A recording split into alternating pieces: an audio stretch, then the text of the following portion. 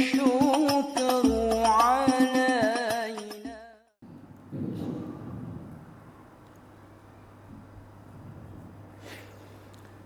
Mari kita ikuti bersama. Bismillahirrahmanirrahim. La ilaha illallah al-mawjud fi kulli zaman. La ilaha illallah al-ma'bud fi kulli makan. La ilaha illallah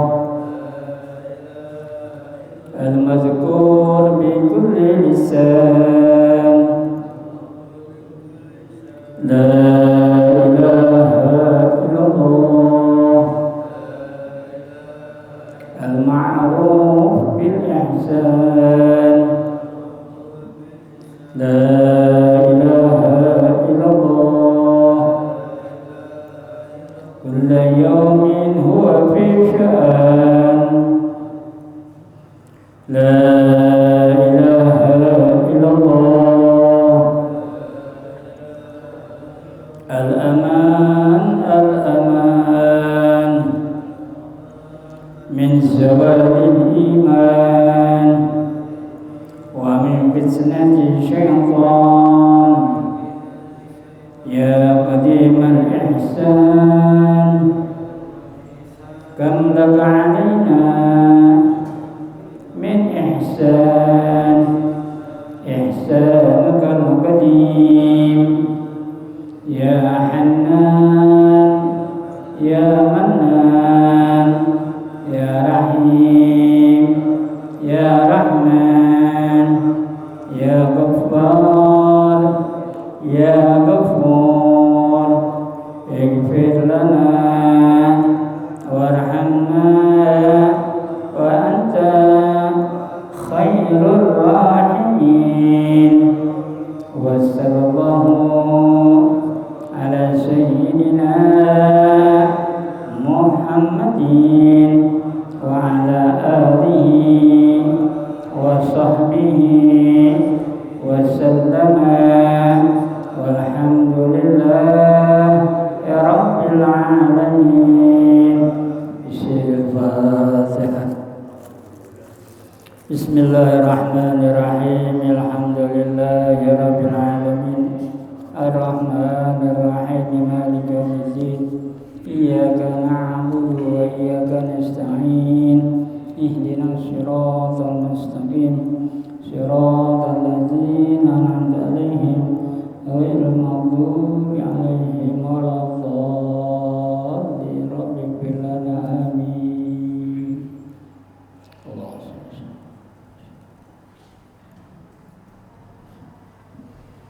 A'udzu billahi minasy syaithanir rajim. Bismillahirrahmanirrahim.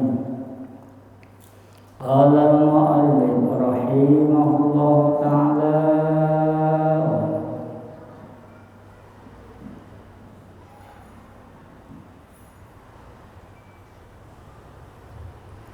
Bismillahirrahmanirrahim. Babu iyadatil marid. Hadza babu iyadatil marid. Bermulai di suatu bab, masih di dalam menceritakan tentang bab, yaitu bab iyadatul marid, menceritakan tentang iyadah atau menjenguk orang sakit. Kemarin sudah kita terangi dan sudah kita jelaskan dengan gamblang tentang pengertian orang yang tengah dalam keadaan sakit, dan atas mereka yang tengah dalam keadaan sakit, mereka tidak boleh gembar-gembor.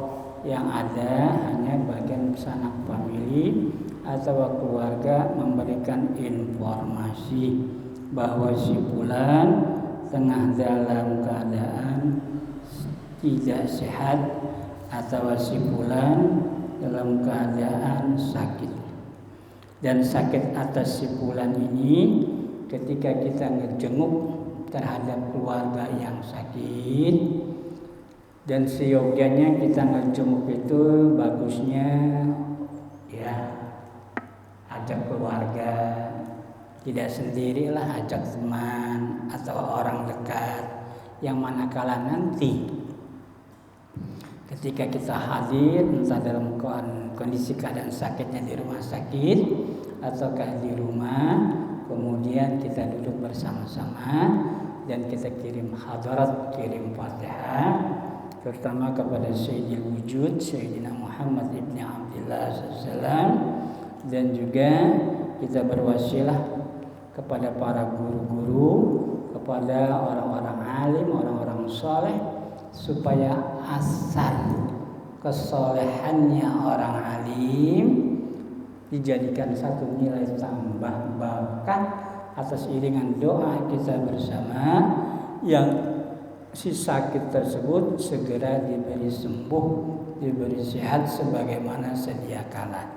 Seperti halnya kita baca doa, kita awali dengan tahmid, kita sertakan bersalawat, kemudian kita istighfar. Nah setelahnya itu kita memohon, meminta kepada Allah Ta'ala dengan kalimat yang kemarin sudah kita baca bersama, di antaranya Bismillahirrahmanirrahim. As'alullahal azim rabbal arsyil azim ayyu'afiyaka wa yashfiyaka sebanyak 7 marrah. Mari kita ikuti bersama. Bismillahirrahmanirrahim. As'alullahal azima rabbal arsyil azim ayyu'afiyaka wa yashfiyaka 7 marrah, 7 kali balik. Yang setelahnya itu kita tambahkan seperti apa? Allahumma a'ti hadza fulan bin fulan bis-sihah wal afiyah tawil umrahu wa awsi arzaqahu wastaqimhu istiqamatan daimatan. Setelah kita membaca tadi as'alullahal azim rabbal arsyil azim ayyu'afiyaka wa yashfiyaka, kepada orang yang dituju 7 marrah, 7 kali balik, kemudian kita tambah, ya Allah senantiasa berikanlah padanya berkah panjang umur, sehat walafiat, murah rezeki, dan senantiasa kau gerakkan hati jiwa raganya untuk selalu istiqomah di dalam ibadah. Cara ngedoainnya begitu. Jadi jangan pas sampai ke rumah sakit, ke rumah langsung dibawa ngobrol, jangan. Duduk bareng, ya biasa dah namanya ya orang sakit kan ada keluarga, ya kita ngajung salaman. Sebelum cerita ngalir ngidul mulur ngetan panjang lebar, bawa kita doakan dulu. Kaifiatnya begitu. As'alullahal azim rabbal arsyil azim ayyu'afiyaka wa yashfiyaka marrah, ya 7 kali balik, ayyu'afiyaka wa yashfiyaka, ayyu'afiyaka wa yashfiyaka terus, ya. Kemudian tambah Allahumma zid bil afiyah was-sihah wal barakah ausi arzaqahu wa tamil umur. Nanti doa-doa yang kita ucapkan itu nanti berbalik ke badan kita, jadi stamina badan kita pun kecipratan berkahnya atas doa yang kita baca kepada si fulan, ya. Jadi jangan dibawa ngobrol ngalir ngidul dulu, langsung kita ikut sertakan doa. Nah setelah doa itu terwujudkan, baru ke depannya merdeka alias bebas. Kita mau ngobrol apa, sebab setiap kali pertemuan ketika ada hajat kita kepada ikhwan, itu malaikat rahmat ngintil. Karena apa? Kita membawa niat baik, kita membawa iktikad baik. Nah jangan sampai niat baik, iktikad baik itu kehijab. Nah, kehijabnya itulah terkadang membawa kita ghaflah.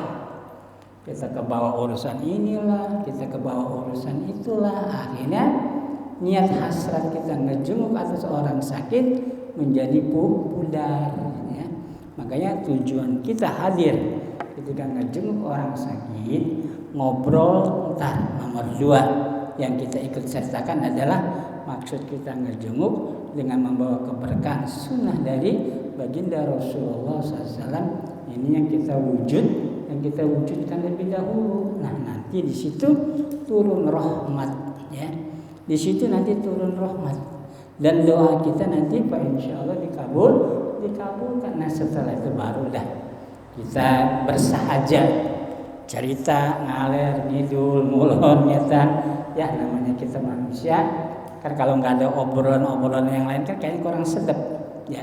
Nah, supaya membawa sedap obrolan yang lain, tapi niat utama kita ngejenguk atas orang yang sakit itu kita utamakan. Serta setiap langkah kita dari rumah, kita telepon teman, ngajak keluarga, ngajak kerabat, ayo kita tengokin sebulan tengah dalam keadaan sakit.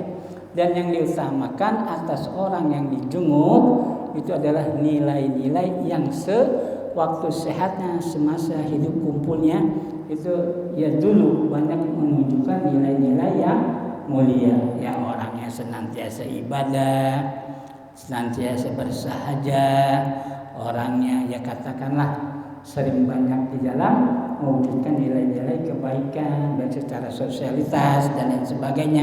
Nah, nilai-nilai kebaikan atas dia yang tengah diberikan nikmat sakit oleh Gusti Allah itu memancing nilai tambah barokahnya atas diri kita yang niat tekad lampah ucap kita dalam iringan langkah kaki dengan niat yang tulus untuk mendoakan si fulan itu 75.000 malaikat dengan serta sumerta mendoakan kita lebih banyak didoakan itu. Kita ngedoain orang sakit, kita cuma berapa orang coba? Andai kata kita nengokin orang sakit, paling 4-5 orang atau mungkin rombongan dalam hitungan jari, tapi ribuan malaikat mendoakan kita tuh yang ngejenguknya itu. Kita yang menjenguknya itu kita pun didoakan oleh para malaikat. Nah, lulusnya atau lolosnya nilai pahala atas kita yang ngejenguk mereka yang tengah dalam keadaan berbaring sakit, nah itu kita didoakan oleh 75.000 para malaikat, ya. Jadi jangan sungkan ada orang sakit kayaknya berat, langkah jangan. Bismillah, ya. Apakah dia sifatnya bertetanggaan dengan kita ataukah sifatnya kerabat keluarga, terlebih orang-orang alim, orang-orang soleh. Kenapa? Mereka itu nanti menjadi sumber nilai tambah dalam keadaan doa kita. Yang doa kita kan cuma sekata 2 kata tuh. Ya as'alullahal azim wa rabbal arsyil azim ayyu'afiyaka wa yashfiyaka. Ayyu'afiyaka wa yashfiyaka. Kalau mau diulang sampai 7 kali baru kita tambah. Nilai tambahnya itu nanti berbalik kepada diri kita, ya. Nah, setelah selesai waladhdallin amin itu diusap, ya. Si orang marid itu diusap, ya, kepalanya, ya. Enggak ubah ketika kita berdoa mengucapkan doa sendiri. Setelah waladhdallin amin kan alhamdulillah kan kita ngusap muka kita tuh, ya. Enggak mungkin kita berdoa selesai terus kita enggak ngusap wajah kita, kan sunah, ya. Setelah kita berdoa disunahkan kita ngusap wajah kita. Nah, kita pun setelah ikut serta mendoakan si marid, maka si marid itu diusap badan itu, ya. Diusap. Sama halnya ketika asyraqal, ada anak kecil kan dimarhabanin tuh, ya, 40 hari setelah kelahiran atau 7 hari kan kalau kata kita dipayang tuh orok, ya. diputerin. Kan semua yang hadir kan ikut terlibat ya. Sekalipun cuma jampenya Bismillahirrahmanirrahim ada yang jampenya salawat juga ada ya. Itu diusap kepalanya, dadanya ya. Supaya apa? Bahasa kata apa yang kita lakukan itu menunjukkan rasa cinta kita kepada yang sakit. Jangan ini cuma ditonton doang, orang sakit ditonton, jangan. Ya kalau di ruang ICU sih iya, nggak satu orang pun bisa masuk. Tapi kalau kita nggak bisa, kalau di ruang inap nih, rawat inap, ya kita usap ya. Mudah-mudahan Pak, mudah-mudahan Teh, mudah-mudahan siapa aja dah ya, yang sekira-kiranya ya kalau umpamanya dalam keadaan kita wudhu, dalam keadaan wudhu ya, kalau gair mahram kan batal ya. Nah umpamanya nih kita usap supaya nilai keberkahan doa kita itu tersentuh dan menyentuh tuh.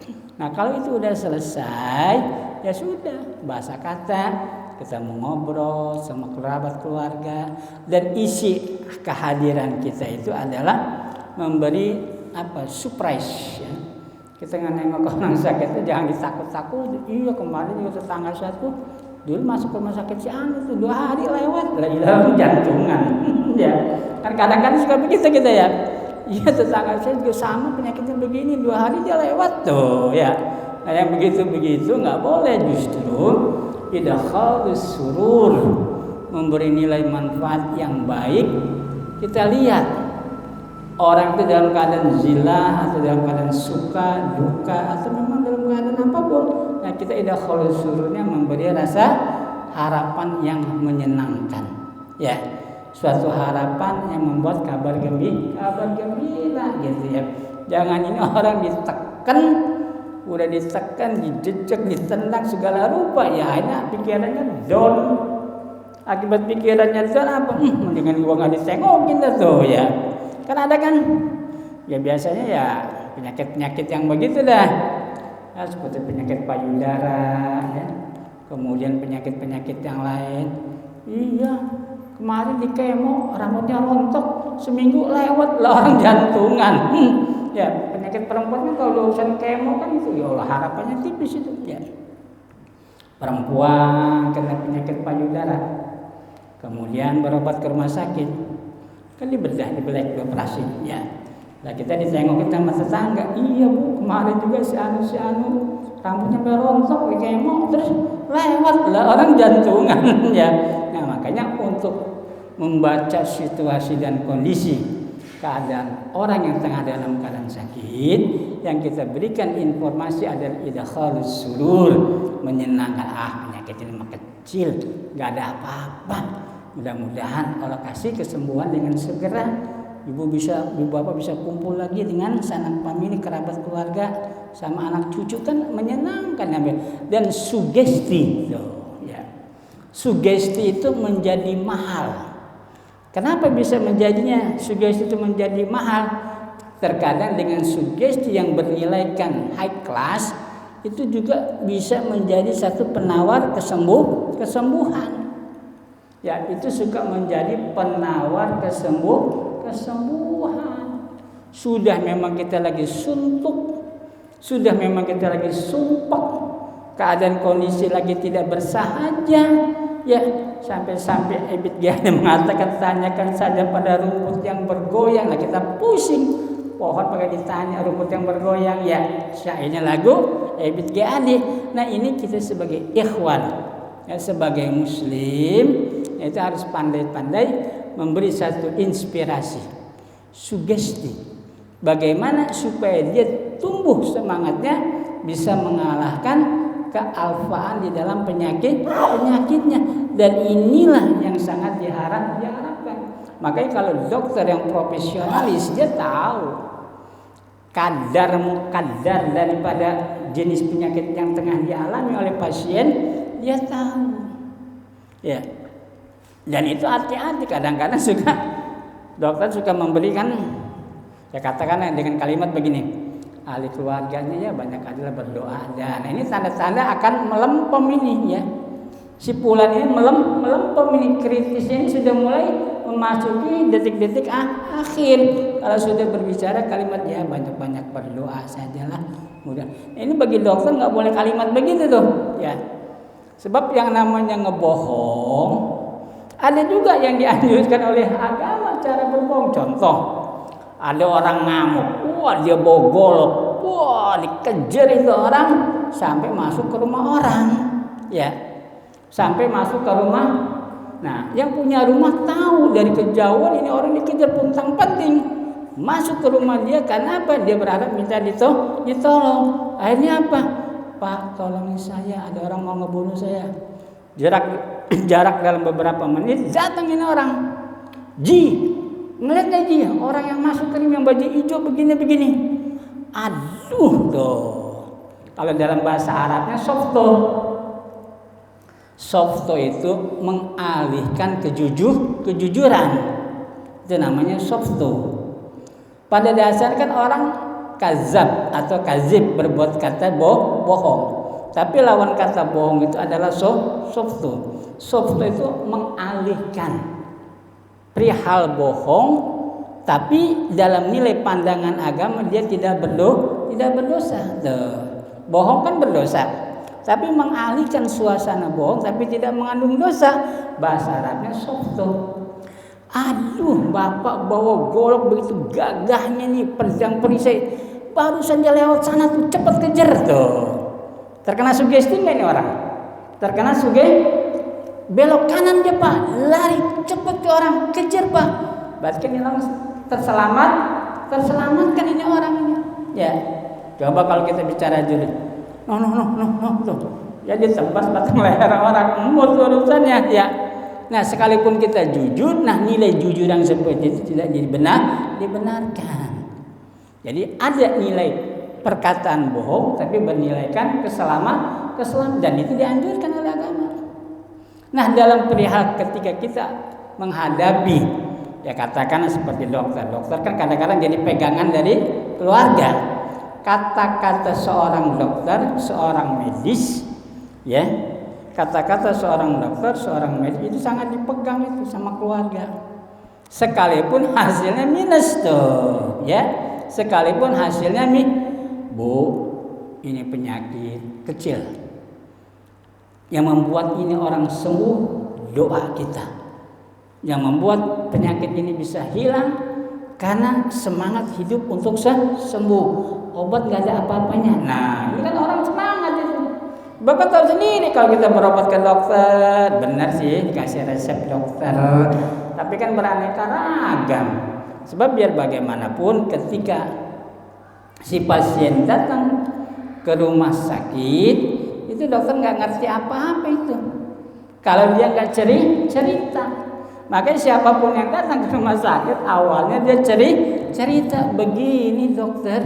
Kalau malam siangnya saya nggak bisa tidur, kata dokter, la ilaha illallah. Dia cerita malam tapi siang nggak bisa tidur. Tuh ya, ini menunjukkan kealpan seseorang. Jadi dia berkata mengeluarkan satu apa yang dia alami. Nah sehingga dokter mulailah mengadakan suatu hipotesa, dugaan-dugaan. Diadakan satu eksperimen, terus penelitian ini penyakit dan sebagainya.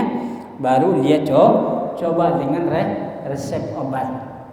Resep obat pun diukur, ya, nggak dikasih langsung banyak gitu, ya. Nah sedikit, nanti dibilang kita 2-3 hari balik lagi ya, ntar 3-4 hari balik lagi terus sampai dikontrol. Nah, kalaulah memang iringan doa kita dengan sugesti kita yang kuat mengharap munajat ke Gusti Allah, maka semua perkara apa yang diwujudkan oleh Gusti Allah Ta'ala la taksir, tidak memiliki taksir. Semua perkara apapun, kalau kita kembalikan kepada nilai akidah, itu bahasa kalimatnya la taksir li syai'in minal kainati bitab'in wa biquwwati. Sesuatu yang apa diwujudkan oleh Gusti Allah di alam dunia ini la taksir, tidak mempunyai taksir. Karena apa? Karena semua dikembalikan hakikatnya kepada Gusti Allah Azza wa Jalla. Dalam segala urusan apapun. apapun, la ta'sir, tidak memiliki ta'sir. Oleh karenanya kita selalu dilatih, selalu diberikan nilai keoptimisan untuk selalu belajar dan belajar. Supaya apa? Supaya perkara-perkara yang kita temukan semasa perjalanan kehidupan kita ini terjawab, ya. Oleh karenanya dalam perihal kehidupan kita sehari-hari, di tubuh kita ini membawa 3 perkara. Pertama, kita ditempatkan oleh perkara adi yang terkenal dengan hukum adi. Kedua, karena kita terlibat di dalam isbat pengakuan sebagai seorang muslim, kita terkena perkara syar'i yang memang keterlibatan syar'i itu disebut sebagai hukum syar'i. Yang ketiga, memang di badan kita ini ada otak. Yang otak itu memproduk dengan adanya satu pemikiran atau pemahaman, alias otak memiliki akal. Nah, disinilah nanti yang sering kita sebut juga dengan pengetahuan ilmunya adalah sebagai hukum akal. Nah, dengan adanya hukum adi, dengan adanya hukum syar'i dan juga adanya hukum akli, ini perjalanan kita semasa hidup kita di alam dunia sampai kita nyebrang ke akhirat, dan ini yang kita bawa. Jadi jogrogan kita di alam dunia pada saat ini kita tidak lepas dengan hukum adi, hukum syar'i dan hukum akli. Adi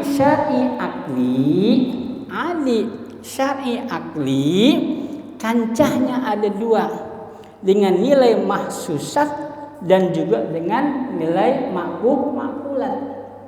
Mahsusat yang istilah kata disebut secara praktek amaliyah, itu namanya mahsusat, yang sering kita dengar dengan indra atau panca indra. Nah, sebagai pertimbangan, itu yang disebutnya adalah dengan makulat. Boleh jadi an-nazariyatu bil makulat wad-daruriyatu bil mahsusat. Daruri dengan mahsusatnya, nazari dengan makulatnya. Ini pelajaran. Kenapa kita timba ini pelajaran begini? Karena kita terlibat setiap detik, setiap menit dalam perjalanan hidup, menyelami, mengarungi lautan seperti itu. Tapi memang karena kita nggak disuplai, atau karena kita nggak selalu untuk bawa untuk mengerti ke situ, maka pengetahuan ilmu ini sedikit demi sedikit mulai tenggelam, bahkan mulai sirna. Kenapa dikatakan ini ilmu bisa lama kelamaan bisa sirna? Karena pada prakteknya kita hidup di jogrogan alam ciptaan Tuhan, dan kita nggak bisa ingkar, nggak bisa memungkiri.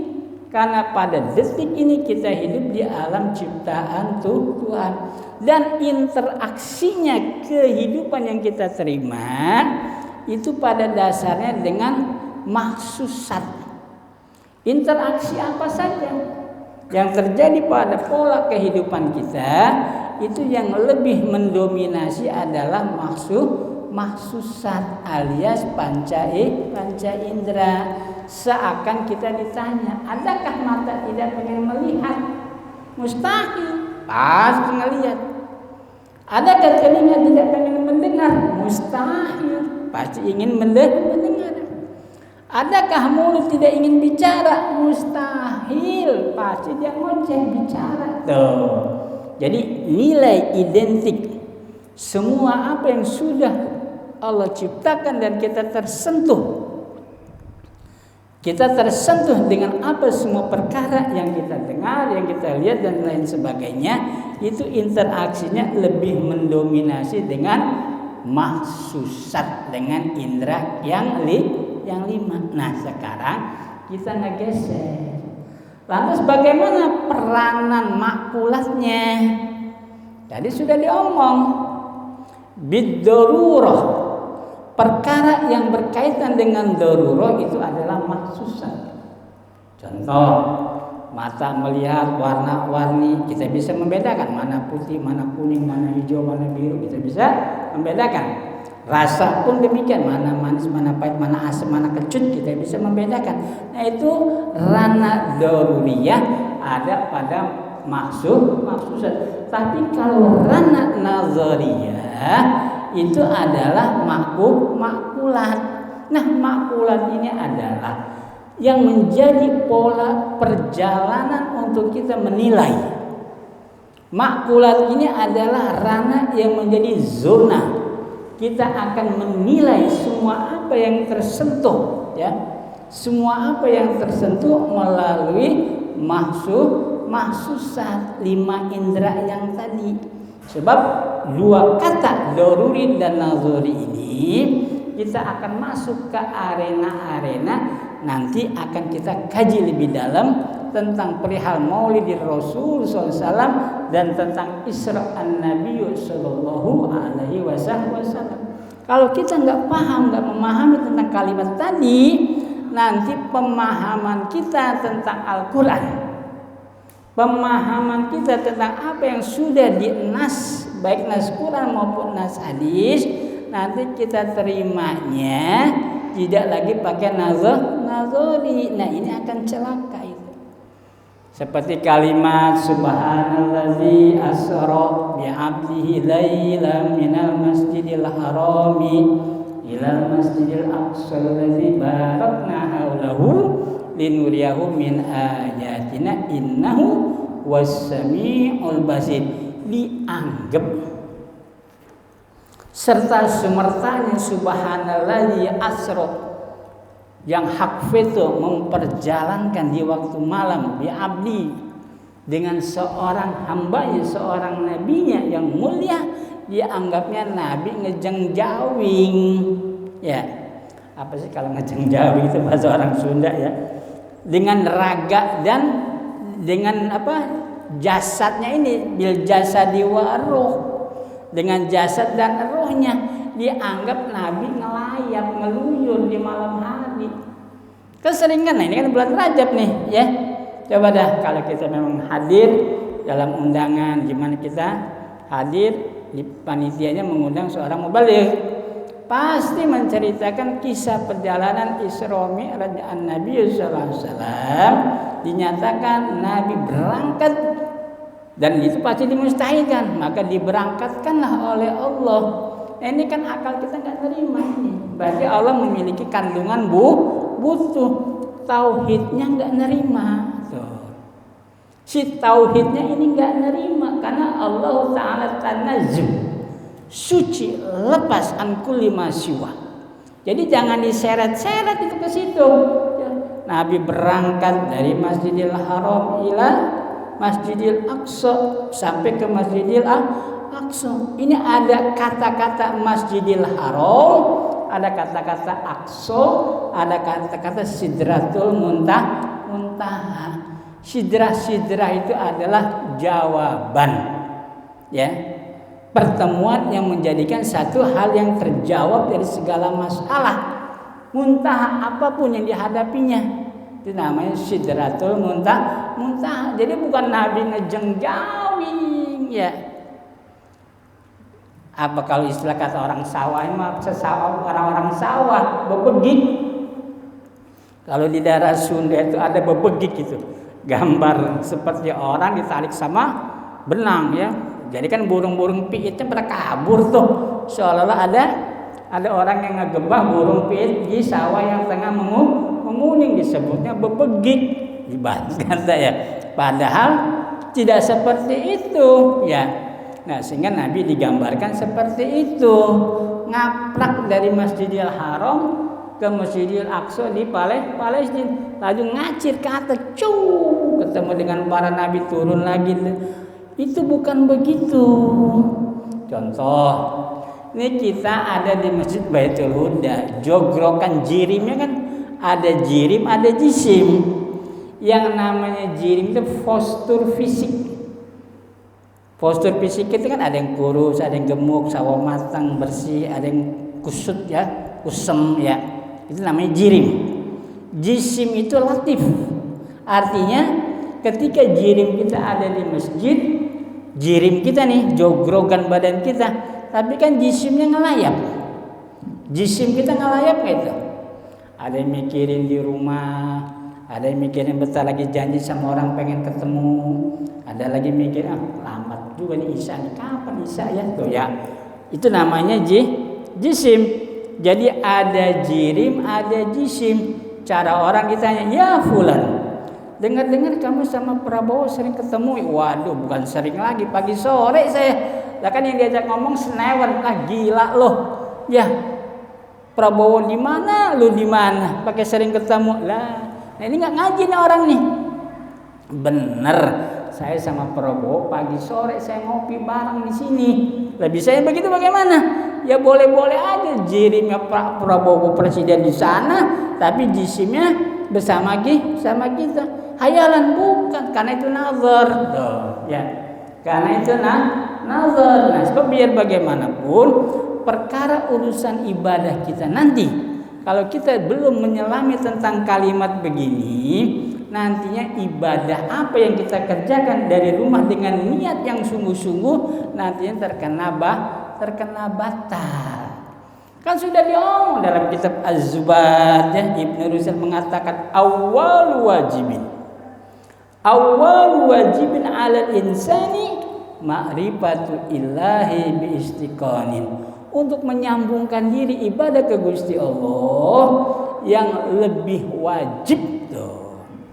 Pengertiannya yang lebih wajib adalah ma'rifatu ilahi bi istiqan. Tali sambung kita ke Gusti Allah ngerti. Tali sambung kita ngerti kepada Gusti Allah, ngerti kepada Gusti Kanjeng Rasulullah SAW itu melalui praktek hukum. Bukan praktek jirim jisim, bukan. Barang mustahil kita ketemu Allah amprok begini. Satu. Barang mustahil kita amprok ketemu Rasulullah dengan jirim jisim begini tuh. Barang yang mustahil. Tapi dengan adanya petunjuk hukum yang kita diantar. Wa'bud rabbaka hatta ya'tiyakal yakin. Tiada alasan sehingga kau menyembah kepada Gusti Allah hakul yakin melalui pintu-pintu ilmu yakin, ainul yakin sampai tasdik. La ma'bud bihaqqin fil wujud illallah. La muharrik li kulli syai' la muharrik illallah. La hayyan illa bil muhyi la muhyi illallah. Jadi semua nanti dikembalikan ke Gusti Allah, nanti diisyarahkannya ketika ta'arud ta'in dan ketika mengangkat dalam satu niat dalam takbiratul ihram. Usolli salat, ya, nawaitu usolli fardhu maghrib salasa raka'atin mustaqbil qiblati adaan ma'muman lillahi Allah.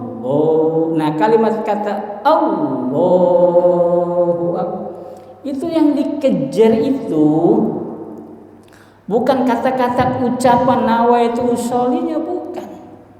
Yang dikejarnya itu sampai tumbuh kalimat Allahu Akbar ketika memahami tentang qasdu ta'arud ta'in di dalam pengertian mana tadi itu. Menapi isbatkan di dalam awal takbir fi awalis shalah dengan takbiratul ihramnya sampai mengucapkan kalimat akhir bar. Disitulah peranan qasdu ta'arud ta'in di dalam niat kita melakukan ibadah sholat. Nah, disitulah putus nantinya. Kenapa bisa putus? Kita kan melakukan satu pekerjaan dalam sholat beraneka ragam. Kalau maghrib 3 rakaat, isya, zuhur, asar 4 rakaat, dan juga subuh 2 rakaat. Nilai finansial yang utama tuh. Nilai finansial yang sangat utama sekalipun jumlah rakaat itu beraneka ragam, tapi ketentuan adanya di situ. Ketentuan adanya di bar. Kalau itu sudah masuk nominasi, kalau itu sudah masuk dalam nominasi, semua apa yang kita ucap dalam pertengahan awal rakaat, awal rakaat pertama, selesai rakaat pertama, rakaat kedua, andai kata ada hal-hal yang membuat kita ngamplong. Kita kan namanya orang hidup, masa ya kita nggak inget ya. Ya kalau si imam sih enak aja, Bismillahirrahmanirrahim, Alhamdulillah. Dia terbawa dengan ucap. Ya kalau si makmum kan diem. Nah diemnya si makmum, apa nggak ngelamun dalam sholatnya? Kan ngalir ngidul yang dia mikirin utang lah, mikirin waduh segala rupa panorama apa yang ditemukan dalam kehidupannya sehari-hari. Makanya setelah assalamualaikum ke kanan, setelah assalamualaikum ke kiri, maka seyogyanya tuh dia mengucapkan kalimat istighfar. Astagfirullahaladzim. Nah kalimat istighfar yang seusai dalam salam kita pertama dan itu buat nutup perkara-perkara. Sering kan kita dengar kiai ngomong ya bahwa di dalam sholat itu ada yang wajib, ada yang sunnah, ada juga tambal sulam. Nah tambal sulam itu ketika kamu melakukan seusai kalimat bar itu romantika pikiran kita semua masuk tuh.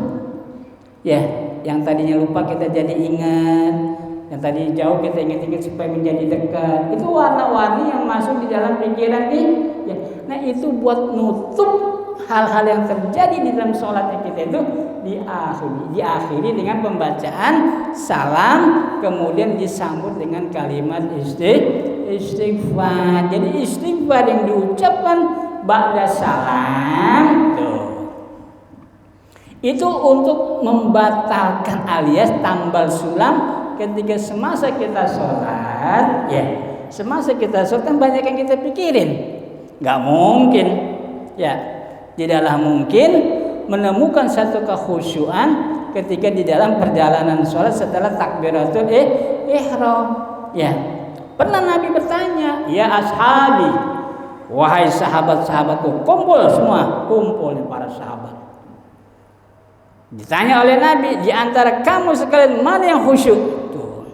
Dalam pekerjaan sholat kalian, siapa yang khusyuk? Ya Imam Ali. Ibarat kata kita di sekolah apa? Ngacungkan jari kali ya. Siapa? Saya. Imam Ali menjawab apa yang ditanya oleh Rasulullah SAW. Ya, siapa di antara kalian yang melakukan ibadah sholat dalam keadaan khusyuk? Ya, ngacungin jari Imam Ali. Saya, ya Rasulullah. Makanya Imam Ali dikasih satu anugerah oleh baginda yang mulia, ana madinatul ilm wa ali babuha. Kemudian An-Nabi sallallahu alaihi wasallam memakaikan Imam Ali selendang berwarna hijau di sebelah kiri. Jadi warna hijau pada apa kalau kata kita ya? Rida ya, rida. Rida itu punya makna ya. Yang namanya rida antara kanan dan kiri. Bukan rida itu bukan dibeginiin ya. Ini mah habis dari macul yang begini mah ya. Habis orang mandi kali ya. Nggak boleh antara sorban itu begini nih itu. Kalau nggak dia di kiri, dia di kanan. Nah kalau yang di kiri itu meriwayatkan bahwa Imam Ali menjawab pada pertanyaan An-Nabi SAW, hal sholaita khusyu'an, adakah sholat engkau yang khusyuk ya Ali? Nah Imam Ali menjawab. Atas kebenaran itu dihargai oleh An-Nabi SAW, maka Nabi mengambil sorban warna hijau ditaruh di sebelah kirinya Imam Ali itu. Kalau kata kayak begini ada gambaran nih ya. Maka warna hijau itu lambang, itu bukan sembarangan. Nah ini orang ngerti. Maka warna sorban warna hijau ya kadang-kadang agak habis mandi digituinnya, nggak boleh taruh sebelah kiri. Karena itu adalah satu penghormatan di dalam konteks nilai ibadah yang saat itu Rasulullah bertanya kepada para sahabat dan dijawab oleh Imam Ali, ana ya Rasulullah. Nah, maka dikasih tadi bahasa kata kita penghargaan kali ya.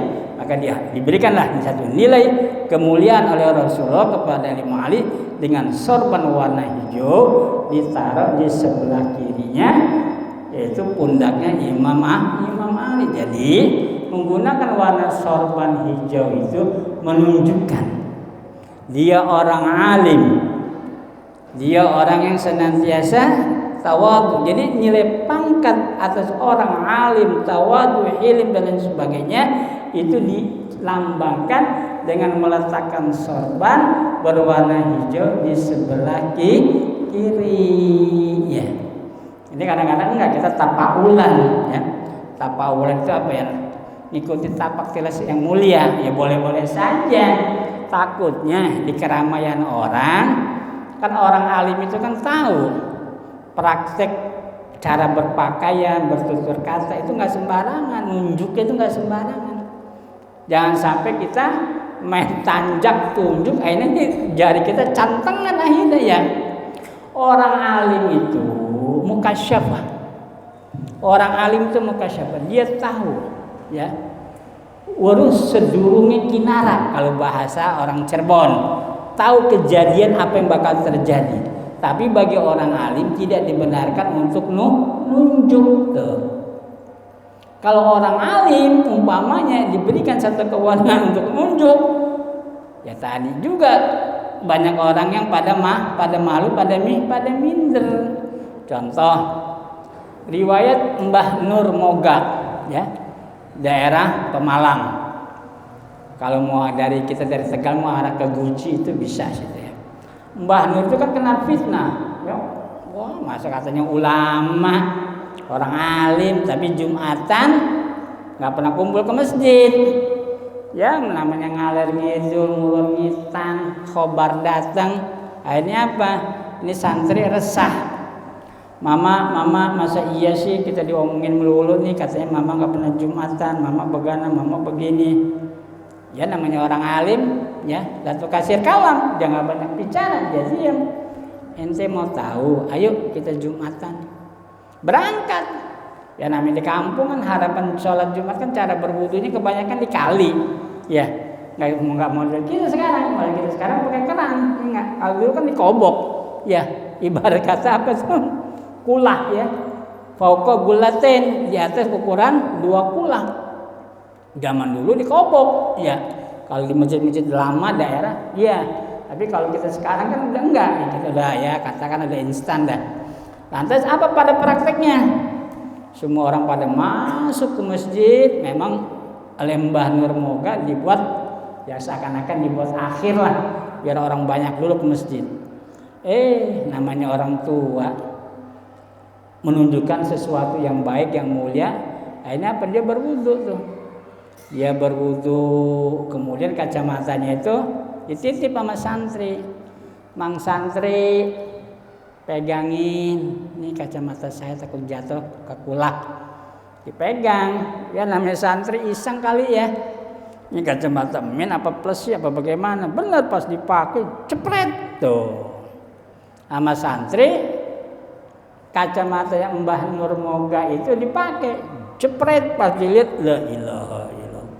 Yang hadir rupa awal wujud manusia rubah menjadi rupa wujud bahaim, yang rupa anjing, yang rupa babi, yang rupa kuda. Tuh.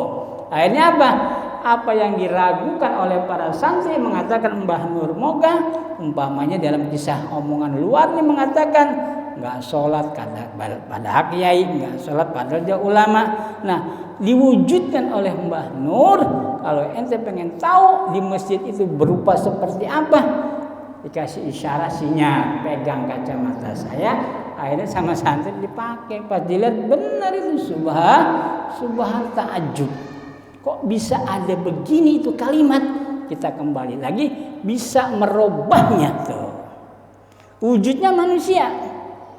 Tapi tabiat bisa merubah dari wujudnya manusia kalau bahaim karena nggak ngerti kaidah wajib mustahil jaiz. Sebab urusan ibadah ini urusan kita menghadap kepada Gusti Allah. Bukan antara kita dengan manusia, bukan. Jadi adanya perkara agama ini, adanya urusan ibadah ini hubungan kita kepada Gusti Allah. Cara memakainya, cara pakaiannya tidak ada lain mengikuti praktik apa yang dibaca, apa yang diterapkan oleh Rasulullah. Sebab mengikuti nilai untuk hubungan kita kepada Gusti Allah, kalau nggak pakai Rasulullah mamnu, ya, terhalang, tercegah, mardud juga tertolak. Jadi biar bagaimanapun ketika kita memasuki ranah tentang perkara ibadah harus melalui petunjuk Rasulullah yang diwarisi. Petunjuk Rasulullah yang diwarisi kepada para ulama. Nah, sekarang hubungan kita dengan ulama, mau ditanya itu ulamanya. Si ulamanya itu ditanya tuh, tergantung daerahnya masing-masing. Ada yang nyebut mu'alim, ustaz, kiai, ajengan, romo, abuya, macam-macam. Nah, itu yang ditanya. Seperti apa caranya kita mana? Ya ulama, ya kiai, adakah apa yang saya ikuti terhadap pelajaran apa yang kamu ajarkan bisa tidak kamu tanggung jawab untuk diri saya ke akhirat di hadapan Rasulullah. Ini kan jarang ada yang begitu tuh. Ya. Jarang 1001 itu untuk ketemu kalimat begitu. Tanya dong ustadznya, kiainya, muallimnya. Ya, jangan gembar-gembar qala Rasulullah. Ya ustadz, ya kiai, adakah pelajaran yang kau sampaikan dan saya ikut serta, bisakah engkau tanggung jawab mendudukan saya ke akhirat untuk selamat? Ini boleh ditanya yang begini-begini ini, jangan ditonton. Kalau ustadz kiainya cuma ditonton, didengar kalimat begitu, ya udah, kalian ngidul ngulur ngeta nantinya ini. Tanya, saya benar pengen menjadi umat Rasulullah. Engkau diwarisi oleh Rasulullah. Engkau adalah ulama yang memang sudah dinas bahwasanya innama yakhsyallaha min ibadil ulama. Engkau adalah ulama yang menerima warisan Rasulullah. Adakah engkau bisa menjamin saya selamat di akhir ataukah tidak? Jadi jangan asal rubuh-rubuh gedang, rubuh siji, rubuh kabeh, ini kacau juga nanti umat kalau begitu nerapnya ya. Nah, kejar ini ustadz kayak para ulama dikejar ini. Kalau memang dia bab judulnya untuk menyelamatkan umat, bukan sekedar seremonial. Ya, kalau cuma seremonial sih boleh-boleh saja. Tapi memang kalau kaliber kelasnya dia adalah seorang ulama, semua perkara dunia dia geser habis-habisan. Nah, kamu adalah umat Rasulullah. Saya antar kamu di hadapan Rasulullah bil haq dengan hak. Nah, ini baru ini. Jadi antara hubungan yang disebut ustadz atau kiai atau guru ketemu dengan murid ngepas. Contoh, sejelek-jeleknya orang tua, emak bapak, coba anaknya apa kalau bahasa kata kita dielek ya, dasar anak setan, anak iblis, coba emaknya ngedengar apa nggak menca ini emaknya ini anak main entah siapa akhirnya ngoceh ini orang lain, dasar lu anak setan, anak iblis, anak gondorwo. Waduh, kedengaran emaknya ngamuk kan emaknya nih, kurang ajar lu yang setan, lu yang iblis, macam-macam berbalik tuh ya. Kemudian bagaimana hubungan kita kepada diri kita sebagai murid ketemu sama guru ini bagaimana? Kalau memang dia guru sejati, tuh. Kalau tadi kan emak sejati nih.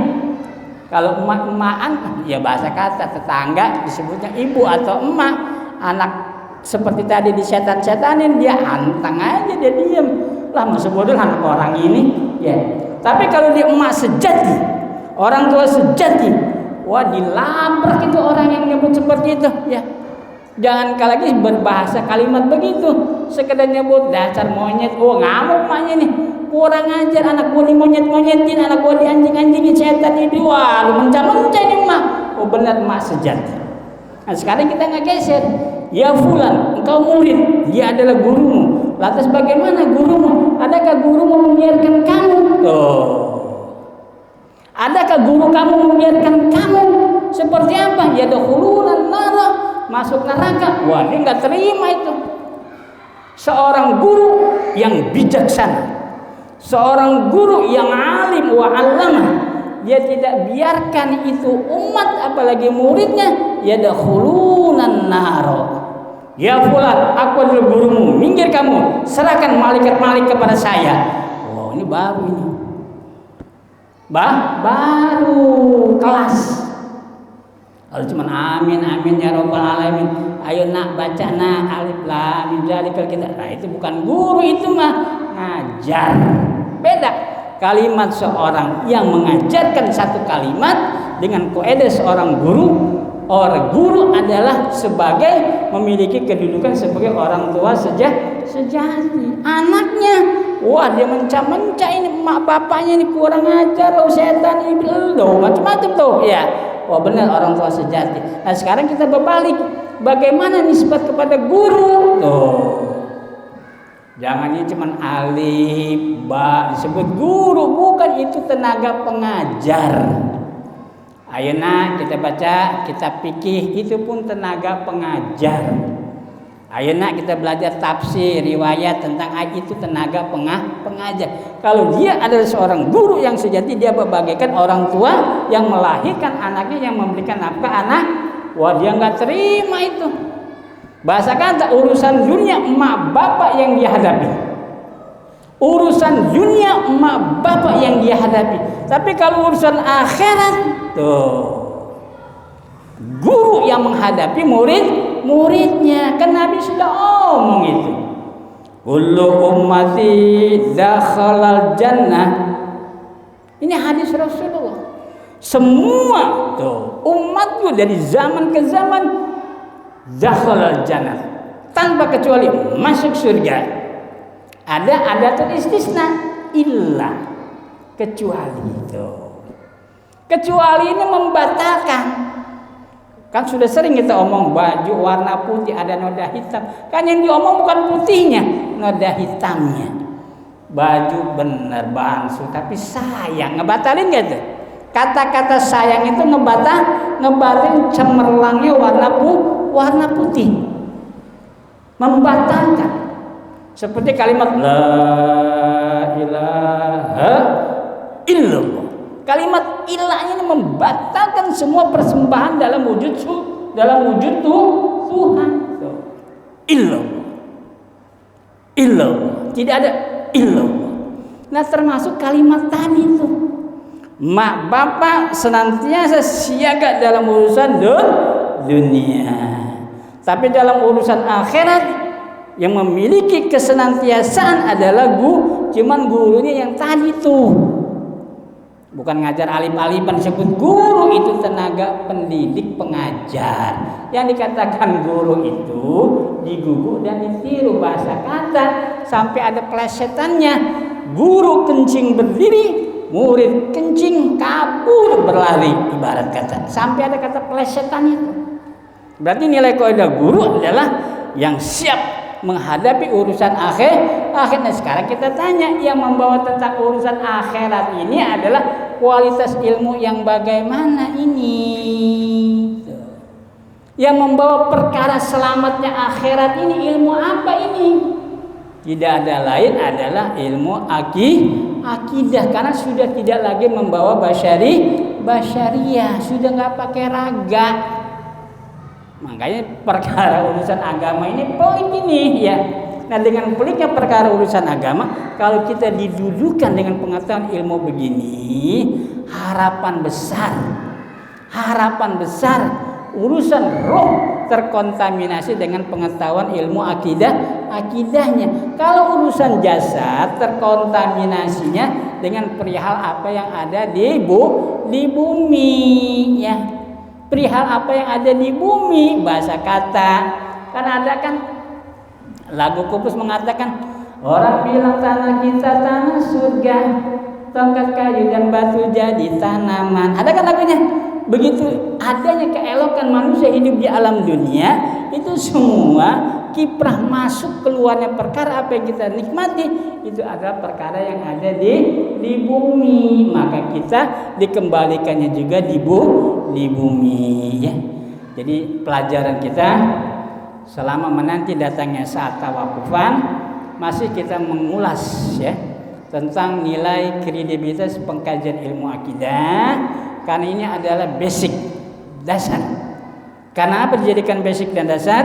Supaya satu, kita lepas musyrik, murtad dan kufurnya. Kedua, supaya kita nerap wakai dalam urusan ibadah ini sesuai dengan jalur akidahnya, karena hubungan kita kepada Gusti Allah. Adapun cara gerak, praktek dan lain sebagainya itu adalah memang sudah diatur oleh fuqaha, ya, melalui dasar sumber Quran dan hadis, tidak nyalahin, betul. Kemudian tapi yang dibawa sampai ke akhirat itu adalah urusan akidah. Jangan sampai nilai akidah ini ibarat kata sudah tahu yang disebut eloknya orang berenang itu kan di air yang dalam. Aja diceritakan orang berenang tapi airnya cetek sedengkul. Lah nggak dikatakan berenang itu. Yang dikatakan berenang itu adalah nilai kandungan airnya banyak, ukurannya pun dalam, dan kita bisa berenang dengan indahnya. Nah, kita masuk di arena keilmuan. Nah, keilmuan yang kita kaji ini adalah ilmu yang memang dinisbatkan sebagai bahrun. Satu-satunya dari semua ciptaan Tuhan, darat, laut, udara dan sebagainya, yang dinisbatkan dalam urusan ilmu adalah lautan, bahrun, laut, ya. Sehingga ketika kita menyelami tentang dalamnya ilmu, kal bahril amik, ilmunya begitu luas, ilmunya begitu dalam. Kalimat luas dan dalam hanya ada pada istilah kata di laut. Yang mudah-mudahan, karena ini perjalanan waktu cukup singkat dan kita masih ada beberapa kali pertemuan ke depan, ini masih dalam seputaran untuk kita mengerti tentang kaidah zat wajibul wujud melalui wajib mustahil jaiz, nanti supaya fitrahnya itu kembali kepada si nafsiyah. Nafsiyahnya kita itulah nanti yang memiliki kancah. Nafsiyahnya kita itulah yang nanti yang memiliki kancah perilaku kehidupan berkaitan dengan keimanan, berkaitan dengan keislaman, dan berkaitan dengan keisanan, supaya apa? Peribahasa kata mendayung sampan 2-3 pulau terlampaui. Dengan kamu mengaji kaidah ilmu wajibul wujud, mengerti kaidah kalimat ngaji seperti ini, maka istilah kata 2-3 pulau terlampaui, entah itu tafsir, entah itu fikih, entah itu hadis, itu nanti kesanding semua, kebawa semua, ya. Karena apa? Tidak ada satu nilai yang pokok kecuali dalam keilmuan anal